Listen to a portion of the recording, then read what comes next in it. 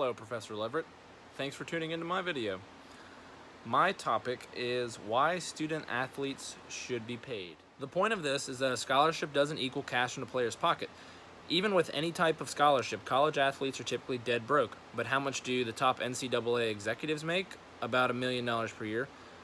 Who else makes money off these near professional level athletes? First, their own coaches, many who earn at least $100,000 per year to coach one of these major sports like basketball, baseball, football at a school.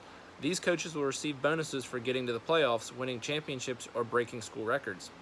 You know what athletes receive as a bonus? Absolutely nothing.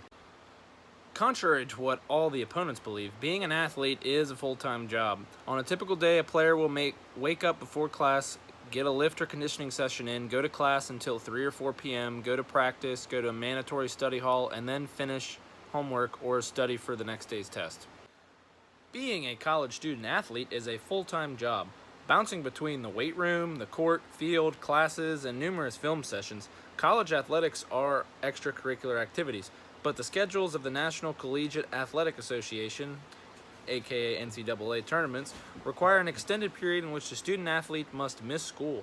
Not only do they miss class, but they are absent for nationally televised games that make a lot of money and receive millions of viewers.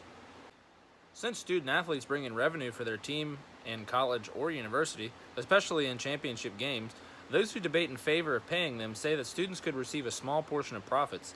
Yes, pay would vary, just as the universities with more successful teams receive more television time or money than those with less successful teams. College football and men's basketball programs earn far more than any other athletics program, so these athletes would likely earn more as well. This may not be considered fair pay, but many of those who argue in support of paying college players point out that team popularity and consumers generally determine what is quote-unquote fair. These sports also tend to support other less popular sports that do not bring in a lot of money on their own. Some people, however, do argue that athletes are paid in the way of scholarships.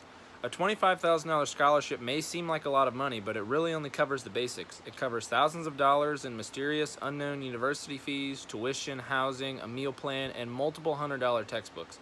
Some players, if they come from a low-income household, get a few $100s each semester from Pell Grants, which enables them to buy chicken soup instead of chicken-flavored ramen.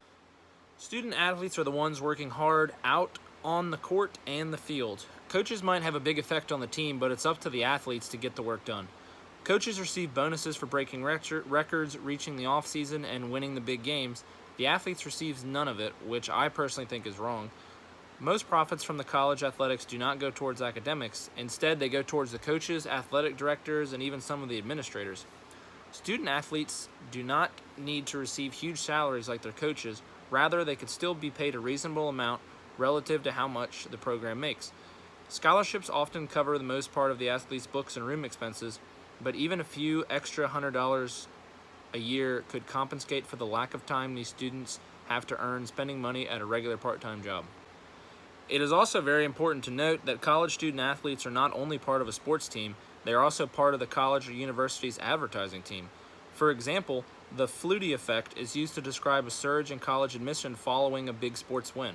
It's named for Boston College quarterback Doug Flutie. He won the Heisman Trophy in 1984, and the college admissions rose significantly in subsequent years. Through the extent of Flutie's impact has been largely refuted by Boston College officials since then. Still, colleges and universities use their athletic success to promote their school and entire potential applicants. Student athletes would be paid for this and all the additional benefits they provide for the school. Okay, so let's get into my plan.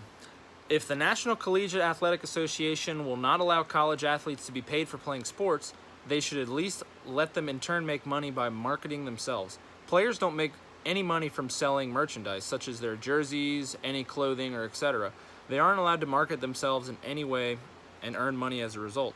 Why is that? According to the 2011 NCAA survey, many students average 30 hours of practice per week, while some spend over 40. When you combine that amount of time with the time spent in classes and the time spent doing homework, it's practically impossible for them to find part-time work, earning some extra money on the side. So the plan that I believe will work the best would be if athletes could, as stated above, market themselves and get a portion of the profits from jerseys or clothing. Also, I believe that athletes should get a portion of the bonuses given to coaches or staff when records are broken or championships are won. By doing this, athletes in turn will feel more appreciated and might even perform better knowing there is a reward that they are working towards.